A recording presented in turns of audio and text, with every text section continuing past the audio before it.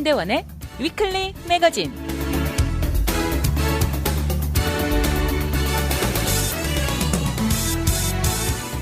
안녕하세요. 위클리 매거진의 문대원입니다. 나이를 먹어가면서 어느 정도 활동량은 건강에 아주 중요합니다. 일찍 은퇴를 하고 활동량이 크게 줄어든 사람이 예전 같지 않고 건강에 문제가 자주 일어난다는 경우 얘기를 가끔 듣습니다.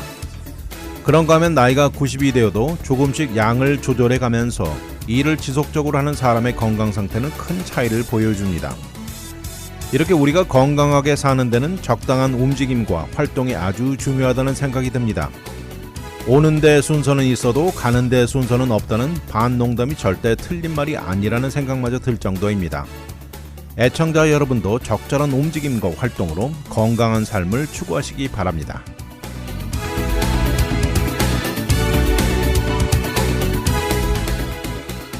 오늘의 토픽은 첫 주택 구입, 기술자 양성 프로그램, 거꾸로 가는 트렌드, 서브웨이, 그리고 생명의 은인입니다.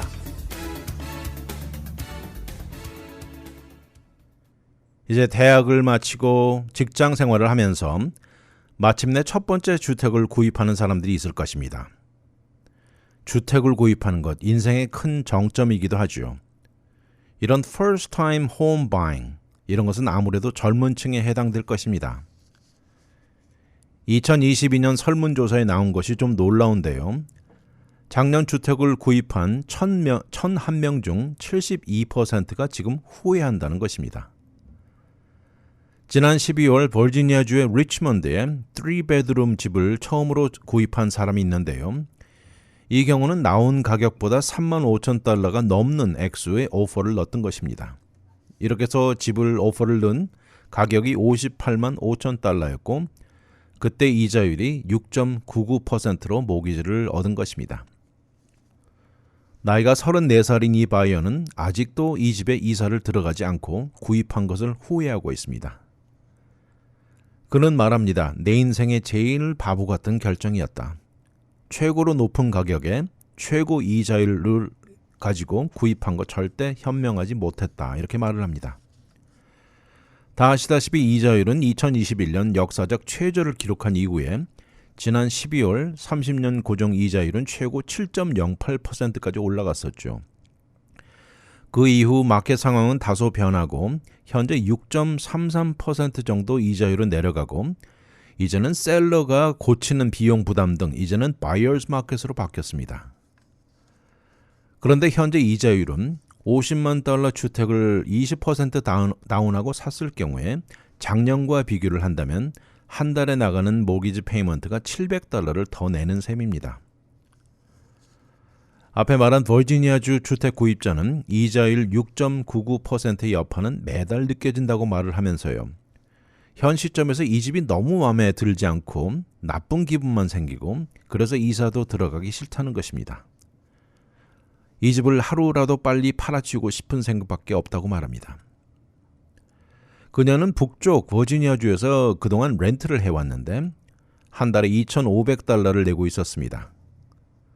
그러다 집주인이 최근에 렌트를 $500 올린다는 소식에 이 액수로 집을 사는 편이 낫겠다는 생각에 주택을 구입하게 됐죠. 그러나 그때 당시 주어진 시간에 원하는 지역에 딱 맞는 집을 찾는 건 쉽지 않았습니다. 그녀는 이제 매달 모기지 페이먼트를 $3,900를 내고 있습니다. 본인이 흔히 보는 영원한 평생 렌트만 해야 하는 밀레니얼 중 한 명이라는 생각이 들었다고 하는데요.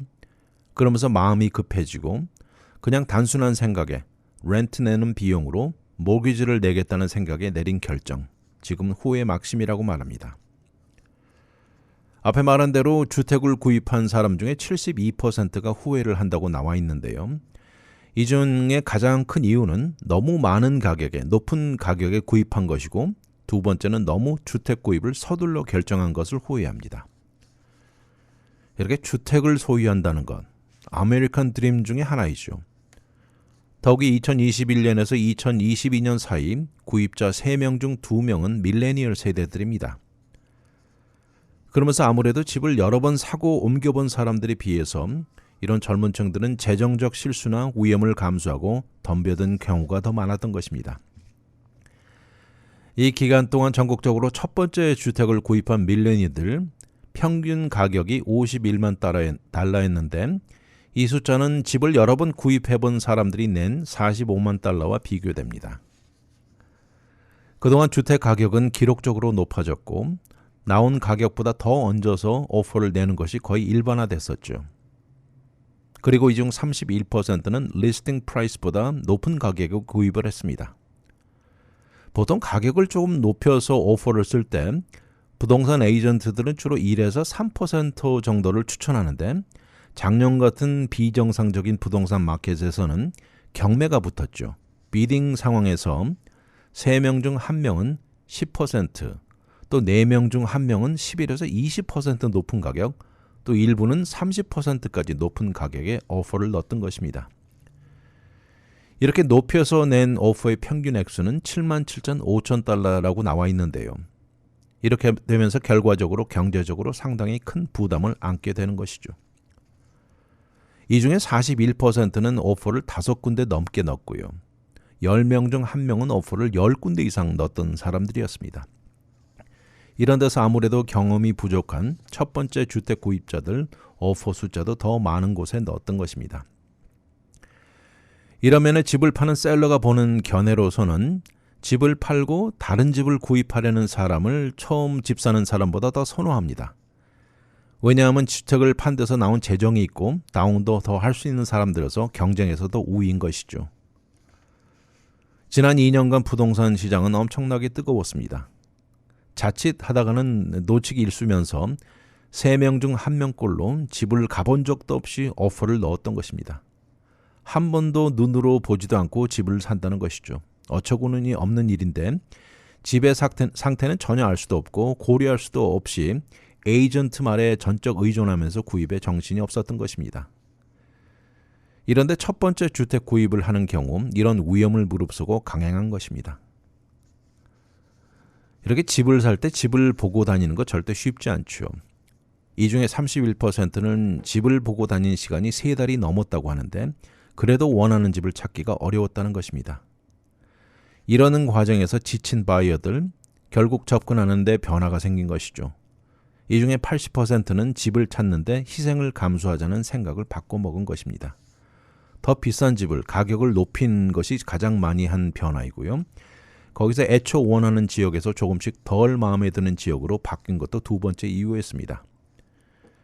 이렇게 지역을 바꾸면서 집을 구입하는 데 성공한 케이스들 중에는 그 중에 20%는 이로 인해서 새 이웃이 전혀 마음에 들지 않는다고 얘기했습니다. 앞에 말한 70%가 넘는 비율이 지금 구입한 것을 후회한다고 말씀드렸는데요.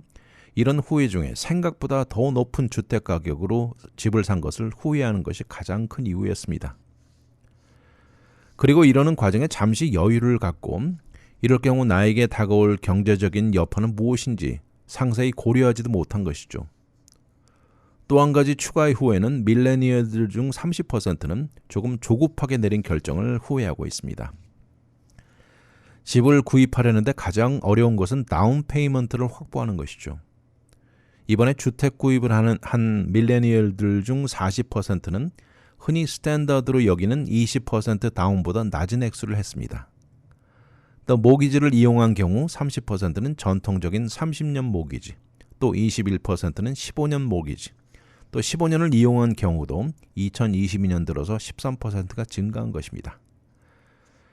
이렇게 지난 1년, 2년 동안 주택 구입을 한 밀레니얼들 중 32%는 이러는 과정, 경험이 생각했던 것보다 한층 더 스트레스풀했다고 말합니다. 결국 가격이 생각보다 더 비쌌고 원하는 주택을 찾기 너무 힘들었고 경쟁이 너무 뜨겁다 보니까 이런 데서 모든 스트레스가 오는 것이었죠. 아무튼 이렇게 어려운 기간에 집을 마련한 사람들 중 무려 70%가 넘는 비율이 후회를 하고 있다는 말입니다. 잠시 후 돌아오겠습니다.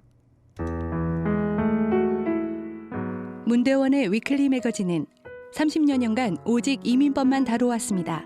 이민법 전문 변호사 4명이 함께 도와드리는 희망 법률그룹 제공입니다.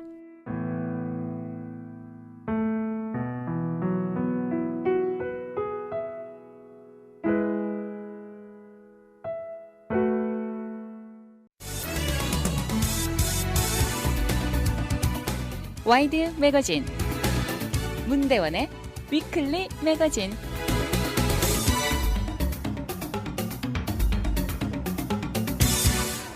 로버트 클라크라는 젊은 청년이 있습니다.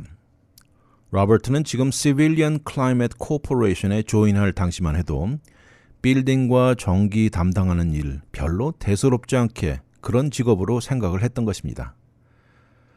그런데 최근 들어서 전기 히터, 전기 자동차 충전시설 메인테넌스, 에너지 업그레이드에 연관된 3D 이미지를 배울 때부터 생각이 바뀐 것입니다.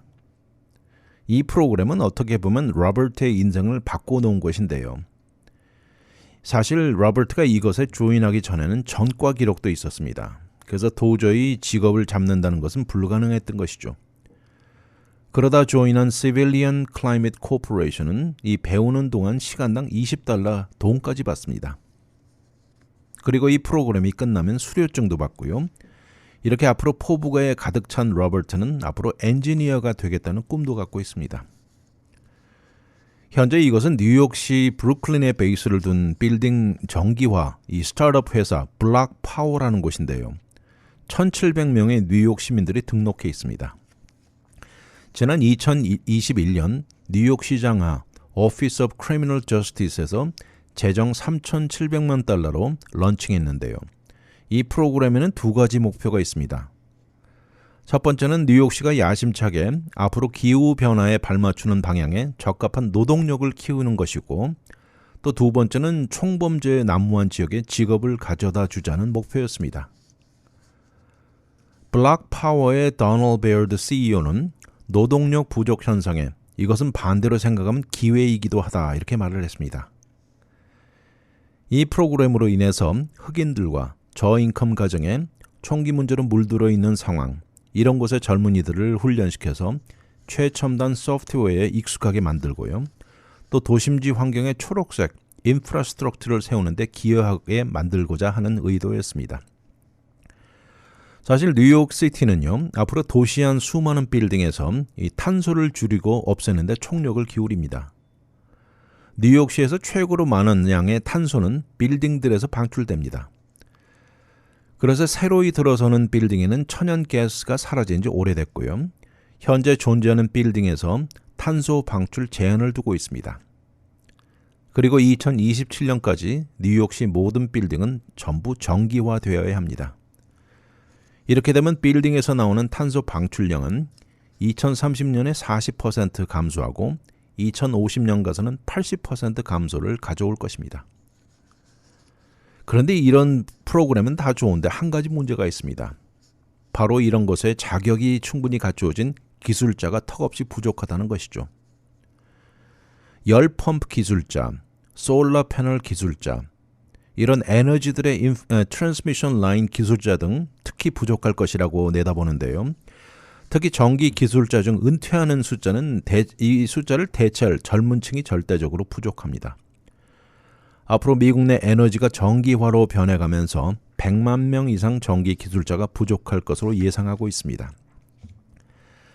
그동안 이런 기술자를 배출하는 노동 파이프라인이 상당히 좁은 현실이었다고 하는데요. 이런데 기후변화에 대응하려는 뉴욕에 발맞추려면 아주 많은 기술자가 모자랄 것입니다. 새로운 깨끗한 에너지 개발과 로컬 컨트랙트를 연결시키는 스타트업 회사가 있는데 그린워크라고 부릅니다. 이곳의 샘 스타이어 CEO는 이 분야 기술자 부족 현상의 일부 이유로 이런 종류의 직업이 사실 밀레니얼들이나 제너레이션 Z 세대들에게 부정적인 이미지 때문이라고 말을 하고 있습니다. 지난 10여 년만 뒤돌아보아도 주위에서 들리는 말이 이런 것이었죠. 앞으로 모든 것이 자동화 오토메이션의 글로벌리제이션이 될 것이다. 이런 말을 많이 들었는데 안정된 미래 가장 최고는 대학을 가는 것을 인식시킨 것입니다. 이렇게 주장했던 것을 이제는 이런 것에 우리가 피해를 입고 있는 격이죠. 이런 이유로 디자인된 Civilian Climate Corporation 프로그램은 이런 부족 현상에 대응하는 것이죠. 프로그램에서 총기 범죄가 최고 난무하고 저인컴 지역에서 리크루트합니다. 이들에게 직장 내 에티켓과 비즈니스 관계 커뮤니케이션 기술 등 한 달 동안 가르치고요. 이어서 2달 동안 기술 트레이닝이 이어집니다. 기술로서는 다양합니다. 전기 기술, 히팅, ventilation, air conditioner installation, 또 직장 내 안전도 훈련 등을 마치고 나면 대부분 이 경우 작업장에서 견습 과정으로 이어지게 됩니다. 지금까지 이 프로그램을 거친 400여 명이 있는데요. 이 400여 명은 모두 연관된 분야의 직업을 잡았습니다. 또 이 중에 62%는 오샤 트레이닝도 완수했다는 것입니다. 더 중요한 것은 이 중에 81%는 이전의 실업자들이었고요. 트레이닝 기간 동안 시간당 $20를 받았던 그런 사람들입니다.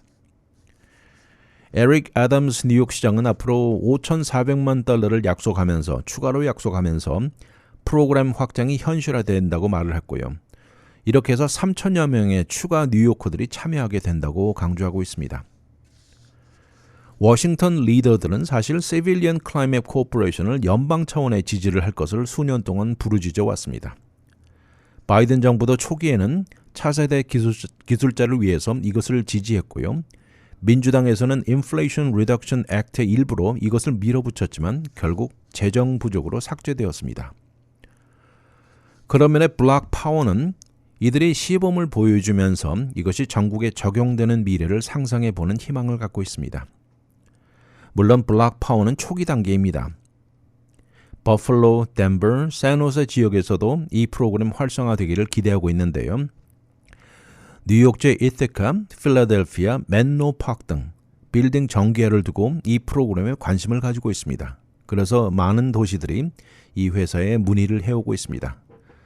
그중 특히 캘리포니아 북가주에 있는 맨로 파크 같은 경우에는 2030년까지 전체 빌딩의 95%인 10,000개를 전기화하겠다는 목표를 가지고 있습니다. 맨로 파크, 아직 프로그램이 런칭되지는 않았지만 이것에 이어서 추가로 다른 도시들도 문의를 해오고 있습니다. 대표적인 곳이 샌디에고, 시카고, 덴버, 이들이 아주 높은 관심도를 보이고 있습니다. 앞에 말한 로버트 클락은 블락 파워에서 2년 종사했습니다. 이제는 새로운 멤버를 돕는 데 일념하고 있는데 그는 앞으로 깨끗한 그린 에너지의 대사로서 활약하기를 희망하고 있습니다. 친구들과 가족들에게 이 프로그램을 설명하고 있습니다. 잠시 후 돌아오겠습니다. 문대원의 위클리 매거진은 30여년간 오직 이민법만 다뤄왔습니다. 이민법 전문 변호사 4명이 함께 도와드리는 희망 법률그룹 제공입니다.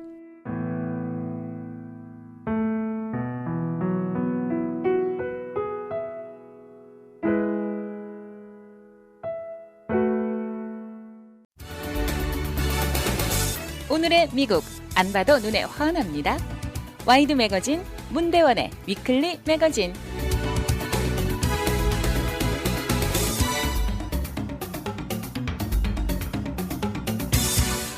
아주 어린 세대들이죠. 제너레이션 Z들. 이들이 좋아하는 것은 다양하고 어떻게 보면 변화무쌍하기도 합니다. 그런데 가장 최근 트렌드는요. 옛 것들이 이 젊은 어린 세대들 눈에 들어온 것입니다. 바로 90년대 중반 전 세대인 밀레니얼들이 즐겼던 이렇게 접는 플립폰 기억나시죠? 요새 삼성의 최첨단 플립폰이 아니고 예전 전화 걸고 사진 정도 찍는 오래된 접는 셀폰을 말합니다. 조그맣고 작은 폰은 요새도 구입이 가능하다고 하는데요. 월마트나 아마존에서 싸게는 단돈 $20에 살 수가 있습니다. 요새 이런 것들이 틱톡에 등장하면서 어린 세대들은 이런 오래된 셀폰을 구입해서 박스 여는 비디오들 줄줄이 올라오고 있습니다. 그런데 더 중요한 것은요. 이렇게 오래된 셀폰으로 본인과 연결을 끊기 위함이 좋다는 것입니다. 그리고 이런 연결의 절단이 2023년 들어서도 가능하다는 것이죠.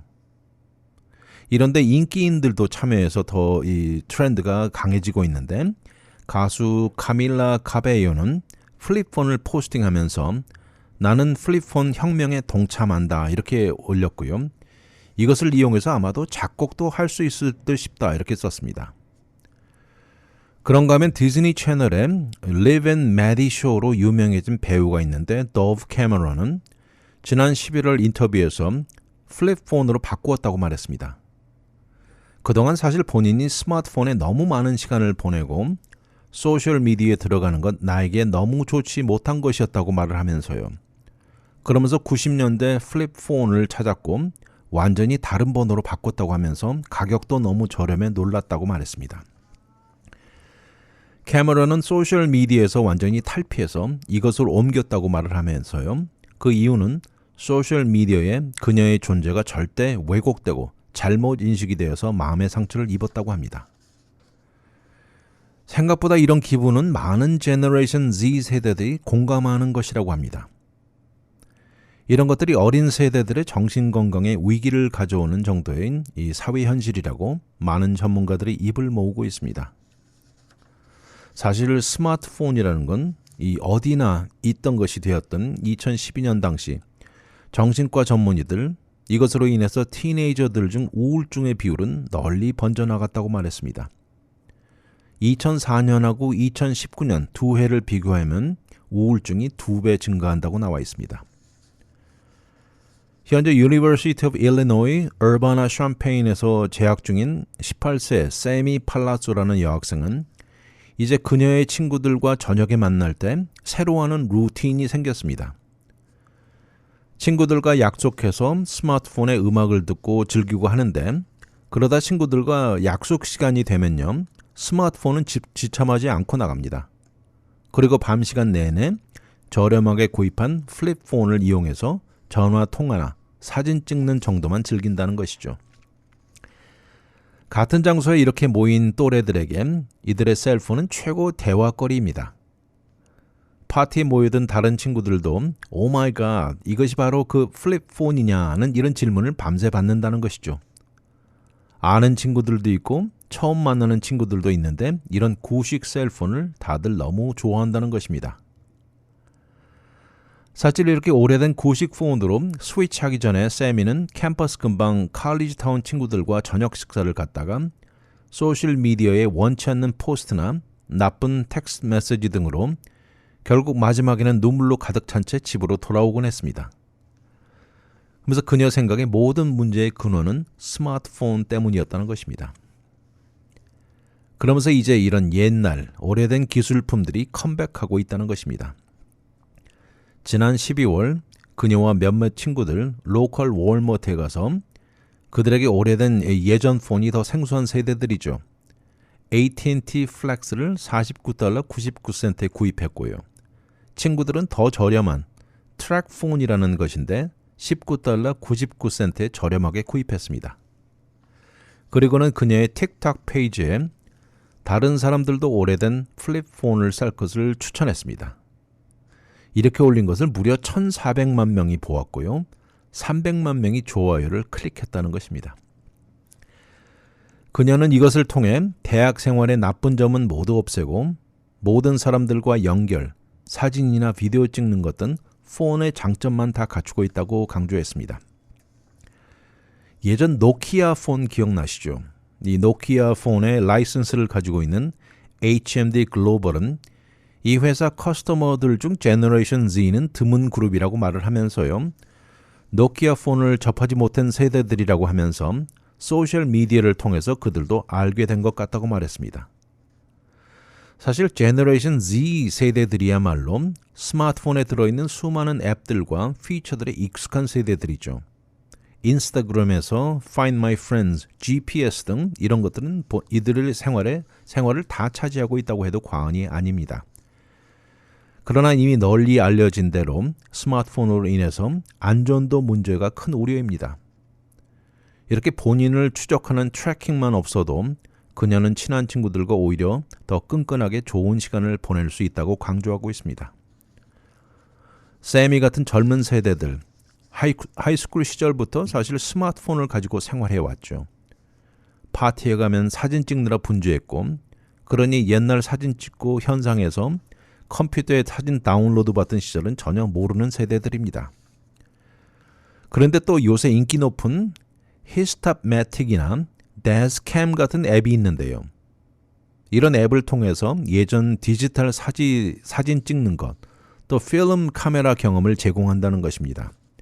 그래서 그런지 이것을 다운로드하는 숫자가 엄청나게 높습니다.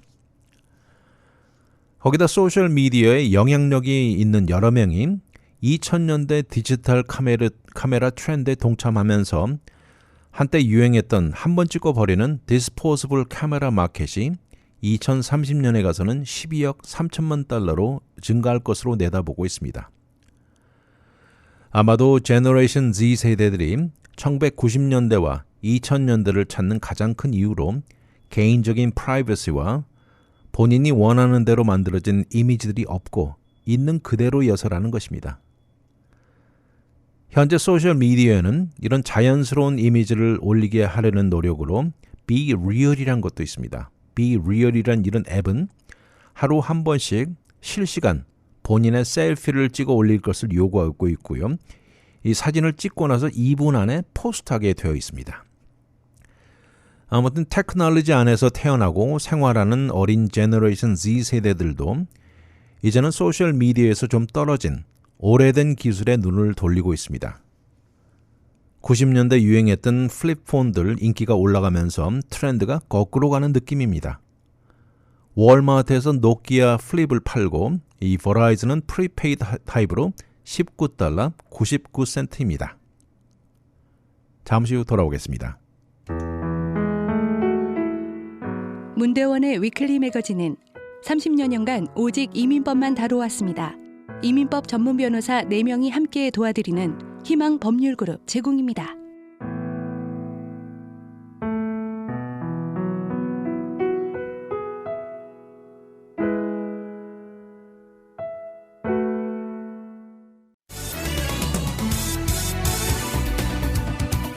와이드 매거진 문대원의 위클리 매거진.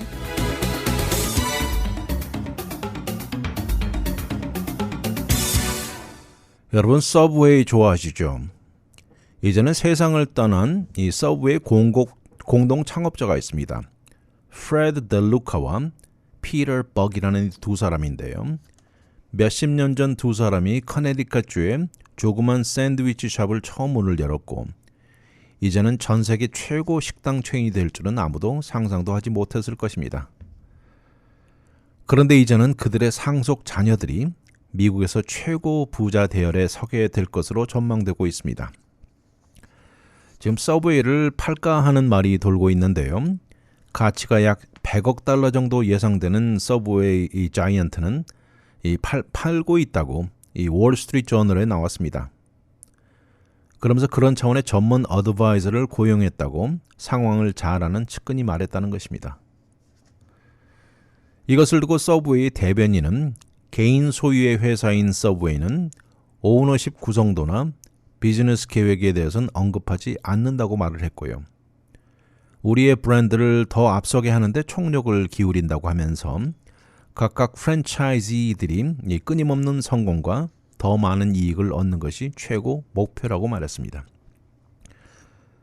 1965년 당시 그때 티네이저였던 프레드 델루카는 가족 친지이자 핵 물리학자였던 피터 버그에게 대학 학비를 마련하는 조언을 부탁했습니다. 그러자 $1,000를 빌려주면서 샌드위치 샵을 열라고 조언을 했던 것입니다. 그리고 결국 이런 움직임은 이 조언이 두 남성을 빌리어네어로 만들게 하는 결과를 가져온 것이죠. 이렇게 해서 델루카가 운영을 맡았고 수십 년 동안 빠르게 성장하고 확장해 나가던 비즈니스는 해외에도 진출했습니다. 1973년 들어서 프랜차이즈 형태로 전환할 때까지 피터 버그는 조용한 공동 주인으로만 남아 있었던 것입니다. 맨 처음에 시작할 때 첫 번째 스토어 이름은 피트 슈퍼 서브머린 샵이었습니다. 그리고 이때 당시 메뉴 중에 가장 비싼 샌드위치는 69센트였습니다. 궁극적으로 델루카는 대학 학비를 마련해서 이것을 가능하게 만들어 유니버시티 오브 브리지포트에 재학했습니다.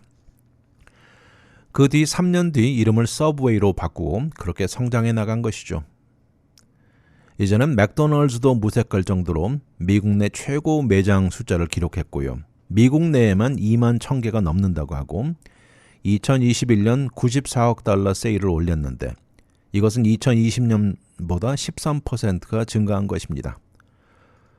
이제는 해외까지 합치면 매장 숫자가 4만 개가 넘어간다고 하는데 이 숫자는 맥도널드나 스타벅스를 한참 앞지르는 숫자입니다. 이렇게 커네디컷에서 시작한 프랜차이즈는 이제 전 세계 100개가 넘는 국가에 매장이 있을 정도 성장한 것입니다. 서브웨이는 이렇게 두 가정이 소유한 개인 비즈니스입니다. 그러다 델루카 씨는 루키미아 진단을 2015년에 받았고 67세로 사망했습니다. 그리고 이어서 여동생 수잔 그레코가 CEO를 맡았는데 그녀도 2018년에 은퇴했습니다. 그리고 2019년 회사는 마침내 처음으로 외부에서 사람을 고용했고요. 전 버거킹 CEO였던 존 치스가 사령탑을 맡았는데 그리고는 곧장 하락하는 세일과 문을 닫는 매장을 닫는 것을 고치는 데 큰 역할을 했습니다. 현재 앞으로 팔 것이라는 말이 돌면서 현재 많은 자본들이 세일에 높은 관심을 보이고 있고요. 사실 서브웨이는 그동안 한 번도 주식 공모를 한 적이 없어서 회사의 재정 상황이나 델루카 씨나 벅 씨나 또 이들의 자녀들 친척들에게 얼마씩 갔는지 전혀 알려지지 않고 있습니다. 또 한편 피터 벅은 지난 2021년 향년 90세로 사망했는데요. 이 벅 씨는 미국 내 땅 부자로 알려져 있고 본인의 땅을 아들들 기프트로 상속하는 데 연관돼 IRS와 치열한 공방전을 벌였고 결국에는 승리하고 엄청나게 적은 액수의 합의를 한 것입니다. 1930년 메인주 포틀랜드에서 태어난 벅 씨는 90세 나이로 커네디컷 댄베리 병원에서 숨을 거두었고요. 그의 가치를 약 17억 달러로 치고 있습니다. 지난 2014년 월스트리트 저널과 가진 인터뷰에서 처음 15년 동안은 큰 수익을 올리지 못했다고 말합니다. 그리고 이렇게 프랜차이즈가 크게 될 줄 알았느냐는 질문에 늘 우리는 더 크게 성장하기를 추구했었지만 이 정도 클 줄은 솔직히 몰랐다고 말했습니다. 물리학자로서 피터 벅 씨는 1957년 제너럴 일렉트릭에 고용되어서 뉴욕주의 시넥테드에 위치한 실험실에서 일을 시작했습니다. 그리고 미국 해군 US 네이비 산하 핵 잠수함과 군함을 다루는 어토믹 플랜트에서 일해온 것입니다. 그리고 이어서 뉴욕주 화이트 플레인즈에서 유나이티드 뉴클리어 그리고 커네디컷주 댄베리에 위치한 뉴클리어 에너지에서 핵 물리학자로 커리어를 마쳤습니다. 자선 사업에도 깊은 관심을 보이면서 수많은 단체에 기부금을 내왔던 것입니다. 그리고 2004년에는 두 번째 부인 카멘 루시아 벅 이름을 따른 23캐럿짜리 루비를 스미소니언 인스티튜션에 기부했습니다. 그런가 하면 델루카 씨는 뉴욕시에서 성장했습니다. 2017년 나온 자료에 의하면 2000년 초 당시 델루카 씨는 로열티로만 하루에 100만 달러를 받아온 것으로 나타나 있습니다. 그러함에도 델루카 씨는 아주 검소한 스타일이라고 하는데요. 꼭 필요하지 않은 것에는 돈을 거의 쓰지 않았다고 친지들은 말하고 있습니다. 이제 서브웨이의 세일이 이루어진다면 이들의 자녀들, 미국 내 최고 부자 대열에 서는 것 시간 문제입니다. 가치는 약 100억 달러 정도 치는데요. 그러나 이것이 이루어지는데 시간이 한참 걸릴 것입니다. 델루카 씨의 아들 존은 아버지 프레드릭 A. 델루카 파운데이션의 디렉터로 있으면서 가족들 중 대표 인물로 여겨지고 있습니다. 이런 전 세계 대형 샌드위치 프랜차이즈의 시작은 아주 소박하고 작은 곳이었습니다. 과연 서브웨이의 주인이 어느 방향으로 바뀔지 두고 볼 일입니다. 잠시 후 돌아오겠습니다. 문대원의 위클리 매거진은 30여년간 오직 이민법만 다뤄왔습니다. 이민법 전문 변호사 4명이 함께 도와드리는 희망 법률그룹 제공입니다.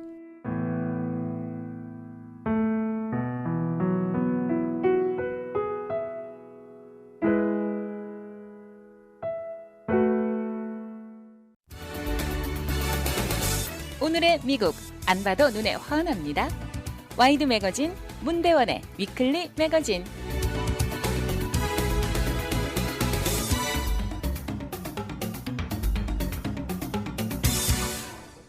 지난 2018년 마이어 캣씨는 책을 한 권 읽었습니다. 제목은 후의 1968, A Turning Point of the American War in Vietnam 이렇게 되어 있는데요. 이것은 월남전 중 가장 치열했던 전투의 대명사 테드 오펜시브의 50주년 기념으로 나온 책이었습니다. 당시 월맹 북베트남은 모든 것을 동원해서 남쪽으로 공격을 내려왔고요. 치열한 전투 끝에 미군이 다시 점령한 역사가 있습니다. 캐트 씨는 후에 근방에서 월남전 당시 육군 외과 의사로 모빌 아미 서지컬 호스피털에서 임무를 맡고 있었습니다. 책을 다 읽고 난 캐츠 박사는 책 뒷면에 붙어있는 사진을 이렇게 보면서 1968년 당시 월남전의 잔인함을 적나라하게 반영하는 심볼이라는 느낌이 들었습니다. 그 사진에는 한참 총격이 오고 가는 가운데 탱크 위에 피로 물든 한 미 해병을 운반하는 모습이었습니다. 사진의 앞쪽에는 총격에 생사가 오고 가는 젊은 병사에 또 다른 병사는 가슴에 입은 총상을 챙기는 모습이었습니다. 그리고 이 사진에 병사 이름으로 A.B. 그랜썸이라고 붙어있는 것이었습니다. 이제 85살로 은퇴하고 델라웨어에 사는 캐츠 박사에게 이름이 생소하지 않았습니다. 그래서 본인이 가지고 있던 오래된 파일들을 뒤져보기 시작하다가 그러다 찾았습니다. 후에 근방의 미 공군기지 22nd Surgical Hospital 수술 기록들도 나와 있는데요. 사진에 나와 있는 날짜와 똑같은 1968년 2월 17일 A.B. 그랜썸 수술의 디테일이 기록이 나온 것입니다. 이렇게 해서 두 남성은 도저히 만날 수 없는 믿기 힘든 상봉을 얻게 됐는데요. 수술을 하고 54년 만에 수술 팔로우업을 하게 되었다고 웃습니다. 현재 알라바마에 거주하고 있는 그램턴 씨도 이제는 72살입니다. 두 사람이 만나게 된 것도 인연은 수만 명의 월맹군의 베트콩 게릴라가 1968년 1월 30일 같이 시도한 침공으로 남베트남을 차지하려는 것이었습니다. 미 해병과 육군 그리고 남베트남 군대가 합쳐 치열한 전투를 벌였습니다. 그중에 최악으로 치열한 전투는 후에에서 벌어진 것이었는데 한 달이 넘는 기간 동안 총격이 멈추지 않았습니다. 결국에는 미국이 다시 점령을 하게 되었지만 이것은 베트남전 최악의 피로 물들은 역사에 남고요. 미국의 베트남 참전의 터닝 포인트가 된 것입니다. 1968년 당시 그랜덤 병사는 18세 해병이었습니다. 기관총 담당 5명 중 1명이었고 바로 옆에 폭격이 일어나면서 파편에 모두 사망하고 그랜덤만 유일하게 생존한 것입니다. 총알이 여기저기 날아다니는 상황에 바로 옆에 팀 기관총 준비에 가담을 하면서 월맹군이 점점 조여 들어왔습니다. 총알을 몇 개는 피했지만 결국 총알이 오른쪽 가슴을 뚫은 것이었습니다. 다행히 심장은 몇 센치로 피했지만 폐를 통과해 등 어깨 쪽으로 총알은 빠져나갔습니다. 그때 당시를 묘사를 하는데 마치 활활 타오르는 불 속에서 막 꺼낸 뻘겋게 달구어진 쇠로 내 가슴에 박아넣는 기분이었다 이렇게 말을 합니다. 숨쉬기도 힘들었고 산다는 것은 상상도 하지 못했던 것입니다. 그러자 바로 옆에 있던 해병 병사는 잽싸게 총알이 관통한 구멍을 담배 셀로판으로 막고요. 이 밴드지로 둘둘 말았습니다. 또 다른 병사는 옆에 있는 문을 발로 차서 문을 떼어낸 후 이것에 그랜덤을 눕히고 움직이기 시작했습니다. 이 모습을 당시 Stars and Stripes라는 군사신문 종군 기자인 존 올슨이 사진을 찍은 것입니다. 그리고 올슨은 라이프 매거진과 연관이 있는 사람으로 결국 라이프 매거진은 1968년 3월 6일 2페이지에 걸쳐 사진을 실은 것입니다. 그때 기억이 가물가물거린다는 올슨은 사진을 찍은 기억도 희미하다고 말합니다. 탱크에 실려 움직이는 그랜덤은 덜컹거릴 때마다 통증에 시달려 결국 22nd Surgical Hospital에 도착했습니다. 당시 30살이었던 캡틴 캐츠 박사는 수술에 들어갔고 그랜덤 당시 가슴을 절단해 여는 것이 기억난다고 말을 합니다. 간호사가 마취 주사를 놓았지만 마취가 다 되기도 전에 캐츠 박사는 기다리지 않았다는 것입니다.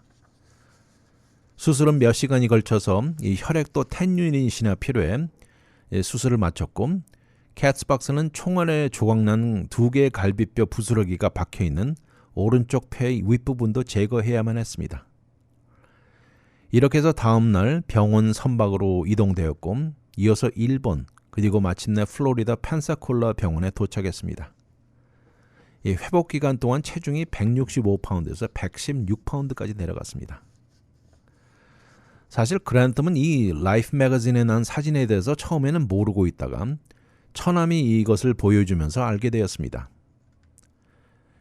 이렇게 살아 돌아온 그랜텀은 전쟁 후 겪는 PTSD를 겪으면서 대학을 졸업했고요. 결혼했고 자녀를 낳고 이혼도 했고 재혼했고 성공적인 비즈니스를 이룬 것입니다. 이렇게 세월이 흘러 해병 단원들의 리유니언에 참석을 했는데 사진을 찍은 존 올슨을 만나게 되었습니다.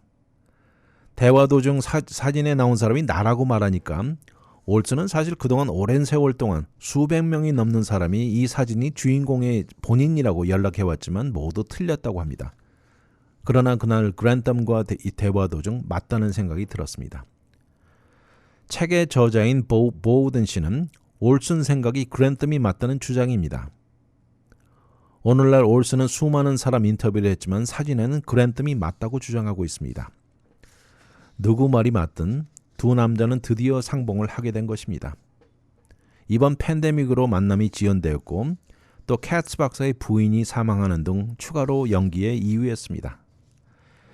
이렇게 해서 지난 9월 그랜텀과 부인은 캐츠 박사의 델러웨어 집에 며칠 머물게 초청을 받아 비행기를 탔습니다. 그랜텀을 처음 보는 순간 캐츠 박사는 크게 허그를 하고 대화는 끝이 없었습니다. 그랜텀은 생명의 은인에게 감사를 해도 모자르다고 말합니다. 이렇게 좋은 만남을 가진 두 남자. 그랜텀은 이제는 일주일에 한 번씩 꼭 전화를 합니다. 캐츠 박사가 NFL의 볼티모어 레이븐스의 풋볼 팬이라고 하면서 그렇지만 그랜텀은 유니버시티 오브 알라바마를 졸업했다면서 모교에 스웨트셔츠를 선물로 보냈다는 것입니다. 생명의 은인을 수십 년이 지나고 만나게 돼 한없이 기쁨에 넘치는 모습 너무나 보기 좋았습니다.